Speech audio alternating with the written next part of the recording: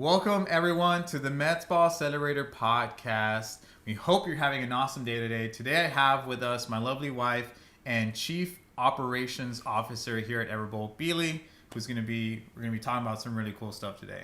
Hey everyone, hope you're doing good. Awesome. So today we're going to be talking about the 5 things that your website must have to get more conversions. And so one of the things that we kind of see a lot working in this industry is that people have a website, and it's kind of like the common thing that, you need to have a website, right? Everybody knows they need to have a website online, in 2019, right? I would hope that now everybody knows that. But a lot of times the websites are not as optimized as we would like them to be in order to get conversions. Like I ask people all the time, like, so how's your website doing? They're like, every now and then I'll get a phone call or I'll get somebody that just sends us an email or signs up or something. But it has really low conversions, Well, I feel like people cannot just see websites as a brochure. So it's like your brochure online.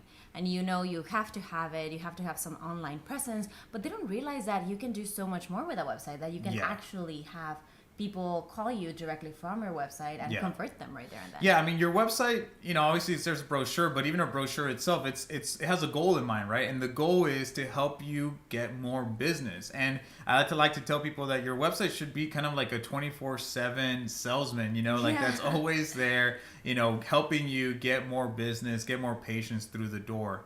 Yeah. And so today we're going to, as I said, talk about the 5 things that we feel that you need to have on the website. And these are simple things, guys. They're not complicated things, but if you make these changes in your website, you're going to start to see a lot more conversions. And so number 1 is is your headline. That is what's above the fold, right? And so one of the things that's above the fold, which is going to be the first thing that people see, is your headline. Here's the thing. Statistically, said you have 3 seconds after somebody visits your website so that you can tell them, what is it that you do and how you can help them, right? Yeah. And so a lot of the times, like, that's the thing, like, because you're competing for people's attention, right? And we have really short attention spans nowadays, right? I think it's like 6-7 seconds or something like that. Not even. I think it's 0.6 seconds. Okay, so something crazy like that. And so your headline needs to have impact. Like, it needs to really draw their attention. And one of the mistakes that I see people making on their headline is that it's about the practice. I was consulting with somebody this last week, and then if you go to their website, it has the name of the doctor, and it has their address and their phone number, and it has a picture of the doctor. And I'm like, what is this? Like, and that's the thing, when people... It's just a business card. Yeah, business card, right? Yeah.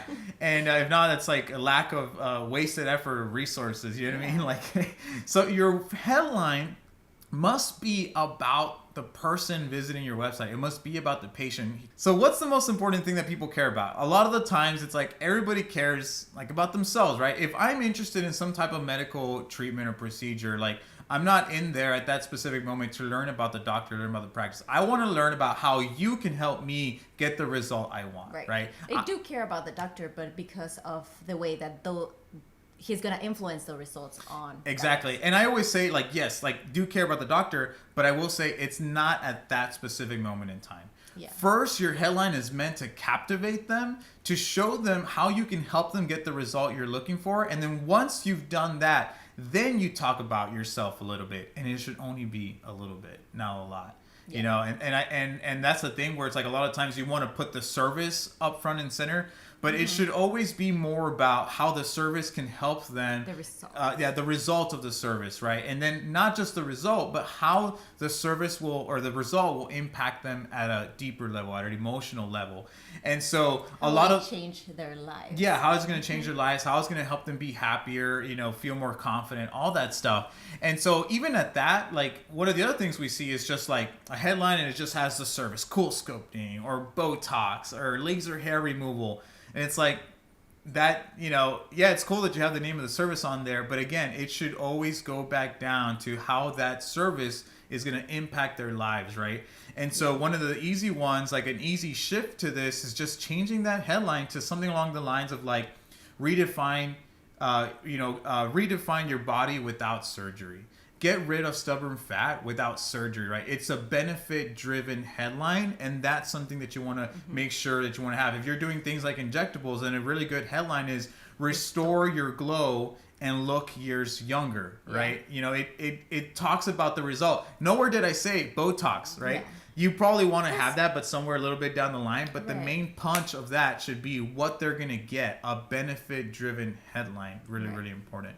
Right, because I mean, there are services and technologies that are very popular, like Botox. Everybody knows Yeah. Botox, or Cool Sculpting is getting like huge name recognition. But there are so many other like technologies that can help with that for that same specific problem, or just kind of resolve that issue that a person has. But maybe it's something different that they need. Maybe they don't need Botox anymore, but they need Xeomin or Yeah. Restylane or whatever, and they're not as popular. So doing those shifts on headlines, it'll definitely increase the amount of people that can be like, hey, I might actually need this. 100%. So super, super important. That's an easy change, guys. Yeah. Go and find out what a benefit, you know, like what you can say that is going to influence them, that they care about, and go type that up real quick. Make that change on your website today. All right. Yeah. So number 5 one, minutes. you got to have a benefit driven headline. Number two is that you want to have an obvious call to action. Right? For those of you who don't know what a call to action is, it's literally just that. You know, like you want somebody to take a specific action on your website, and it must be very, very obvious. It must be above the fold. Like, again, 3 seconds, right? And you got to answer the question, how can you help me, right? How can you help the patient? And if I do want to, get in contact with you, how can I get in contact with you? I think you should kind of just specify what above the fold means. Above the fold means like kind of like in the newspaper, right? When you had a newspaper before, above the fold was going to be like everything that was on that initial fold, and then you flip it, and then that was below the fold, right? Yeah. And so above the fold is everything that you see, the first thing that you see. So the same thing happens on a website where your computer screen is a specific size, and so you want to make sure before you scroll, right? Yeah, thank you for clearing that up.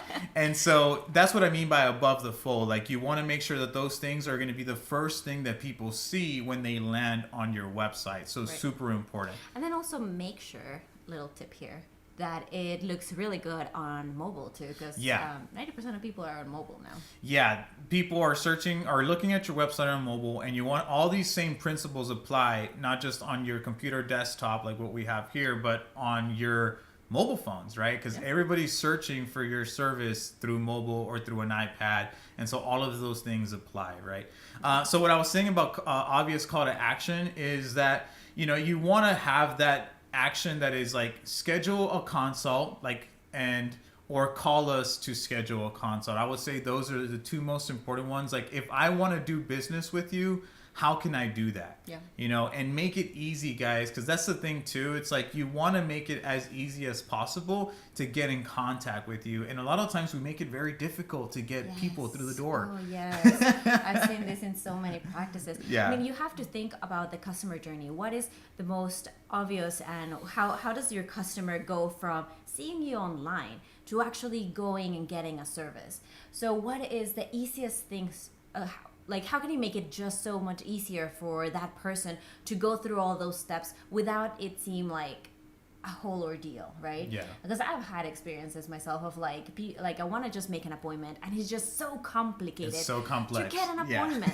So and I want to, I'm ready here with my money, ready to give it to you, but you just make it so hard. So make sure that you can, if you need to, write down exactly the steps that somebody needs to do, and how can you make it easier. So having that call to action above the fold with your phone number ready to go, or if they can just book online and make it easier for them, go ahead and do that. Or if they need what works best for your business and the service that you're providing for that. Yeah, 100%. And so we usually also refer to this as a direct call to action. That means somebody wants to do business with you, and a percentage of the people that visit your website are ready to make a decision. They want to work with you, and you need to have that direct call to action right then and there, right? And so the third point to this is that you don't also want to have a direct / obvious call to action, but you want to have what we call a transitional call to action. Yeah. And the difference between a direct and a transitional call to action is that you're going to get some people that are visiting your website that are not ready to make a decision yet. Mm-hmm. And for those type of people, what we need to do is educate them a little bit more. Mm-hmm. And you still want to capture their contact information because you want to think about like the nurturing or the marketing sales funnel, right? You want to take them from being a cold lead to a warm lead to a hot lead, right? And so a percentage of people that are visiting your website are still cold or they're still warm, but they're on your website for a reason, right? Mm-hmm. They're interested, they're ready, they want to learn more. And so a really great way to transition them into actually doing from not ready to do business to ready to do business is to have that transitional call to action there. And so what do I mean by that? Like some really good examples is like getting them to download some type of ebook or some type of gift card. Like an ebook that we've kind of done in the past is something like how to refine your shape without surgery with cool sculpting, or the 5 things you need to know before you get cool sculpting, the 5 things, the 3 things, the 7 things that you need to watch out for when you're looking to get Botox, or something that's a piece of educational material that is valuable for the people that are on your website, and in return you can at least ask for an email. Yeah. Because now once you get them in your email list, then you can continue to market to them over time. Right. And not just that too, but then, this is like a subset to this, but anybody who visits your website now, you can also retarget them by having like some Facebook pixels and different other types of pixels on your website. That should probably be like a different topic that we talk about. But that is very important because they've landed on your website. They might be curious about the service you're providing. They might be curious about you. They're not ready to buy. Now the next step is create a relationship with them. Yeah, create a relationship. And by giving them more pieces of education that they can download, but also being on their inbox every so often, and then retargeting them on Facebook and Instagram so they can be going about their day and then be reminded that, hey, you're there ready to provide this service that they might be needing. And so you're just, a friend ready to be there for them whenever they need it. Whenever they need it. Yeah, awesome. That's really, really good. So again, have some type of educational material. Alternatively, I always see some practices have some type of promotion, hey, first time visitors get $100 off. Download the voucher here, give us your name and email. Yeah. That's a really good way to convert more of your website visitors into actual, to build your patient list, right? Mm-hmm. So that's another really good one. So you want to have a direct call to action and you want to have a transitional call to action, which is really, really good. So that's number 3. Number 4 is you want to have a conversation online with people. And again, like what Billy said was that you want to build relationships with people. Mm-hmm. And so the analogy that I like to make when I'm talking about this point is that think about it like when you are at the supermarket and you're trying to find that one item, but you don't know where it is, like if it's a new supermarket that you're going to or something like that. They're always changing. Yeah, and they're always changing things too. It's so frustrating, right? And so what do, right? Well, you're going to find somebody that can help you and they're going to redirect you to where you want to go, right? Or they might have some questions. You might have some questions and they'll answer those questions for you and they can help you make a decision a lot faster. And so what I mean by is have a conversation online is have an easy way for somebody to have a conversation with you by having some type of online chat feature. Right. Yeah. And in the past, it was something that you had to use third-party tools and you had to pay extra to get that going and stuff like that. And you had to have somebody managing it and it got a little bit more complicated. But now it is super, super easy, guys. If you have Facebook, which you should, right? Which most I want to say that mostly every business that we kind of talk to has Facebook, right? If not, stop this episode. Go create a fan page right now. Yes. Okay. So now with Facebook, there's this little thing called Facebook Messenger, right? Which is super popular. Everybody uses. I don't even text her. I send her a message through Facebook Messenger. That's how we talk, right? Yeah. And that's so how conversation started. Yeah, that's how our conversation started. So, for anybody, different topic for a different time. And so part of that is like, if you have Facebook Messenger, then you can add the Facebook Messenger chat feature on your website. So the cool thing is that it'll pop up on your website. You can click on it, and then somebody will they can message you through Facebook Messenger. And the cool thing is that even if you're not able to get back to them right then and there, even if they leave your website, you'll still be able to send them a message, and they'll get it through their Facebook Messenger, right? Which is a really neat way to continue to have a conversation with somebody, even if they leave your website because you weren't able to get back to them right then and there, right? Yeah. So just asking them, hey, thanks so much for reaching out today. Was there anything that I can help you with? And then just having a conversation with them through there, and just being human. Talking to them as if they were, as if they're really a real person, because they are, right? Yeah. We try to complicate it, a lot of the times and have all these different things, but just be down to earth and have a real conversation with them. Yeah, because that also, like, nowadays with so much technology out there, people just want to have that real connection. And I mean, I get frustrated whenever you call somewhere to pay a bill, for example, and it's just so many just like robot. I'm like, I just want to talk to a real person to solve my problem right here. Yeah. So having that in mind makes it really simple. So it's really easy, guys. You can do that with a tool called ManyChat. Just Google ManyChat. If there's a lot of articles on there. Maybe we should create something that kind of shows people how to do it, like a little video or something. Oh, yeah, definitely. But it's super easy. And if you want to see that video, join us on our Facebook group. Call to action right there. Yeah, there it is. Direct call to action, right? So number 4 is have a conversation online with people. And number 5 is that you want to have testimonials and social proof on your website. Yeah. Here's the thing, like there's a lot of businesses out there that probably do something very similar to what you do. And without you having a relationship with them, it's really, with any prospect, it's really hard to help differentiate yourself, right? And so one of the start building trust. But start building trust. So one of the really easy ways to do that is by having testimonials on your website. Having real people that gave a really good testimonial, or that you helped get a really good result. Yeah. And that's building social proof. That's building trust and credibility with your marketplace. And so that's going to help you build you up as an authority figure, as somebody that they can trust. Again, like I said in the very beginning, to get them the result that they're looking for, right? And so that's really, really big. So would you recommend, because I've seen a lot of like websites have a tab specifically just for reviews. Would you recommend them to keep it that way, or actually have it on the front page? Have it on the front page, yeah. So I would say both. Because on the main homepage, you want to have a section that's all about reviews. And so that way it's easy to see, but you only show maybe the top 2 or top 3 reviews. And then if people want to see more, they can click on that link and go to that reviews page so they can see all the other reviews that you have, right?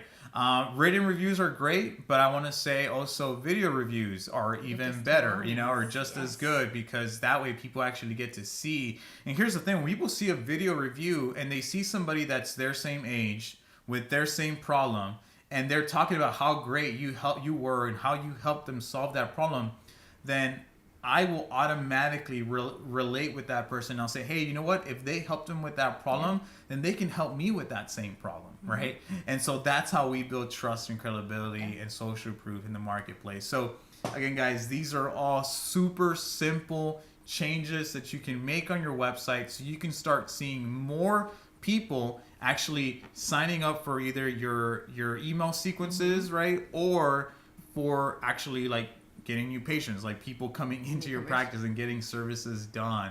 Yeah. So really, really important. Is there anything else that you want to leave people with? I did want to say that we do have a downloadable, kind of summarizing some of these. So if you want to go to our website, check out the blog that goes along with this episode. We do have a quick PDF that you can download, get these 5 actionable items that you can do on your website right now. Like they won't take more than an hour for sure. and just go in there, download it. Yeah, the link will be on the video. I mean, on the description. If you're listening to this, or you're watching this, the link will be there. So check out the blog, and then you can download that PDF so you can take it with you. If you're already working with a website company, then hand that PDF over to them. Definitely. Tell them what you want them to change, and then have them change it, right? Or you can change it yourself, because these are super simple.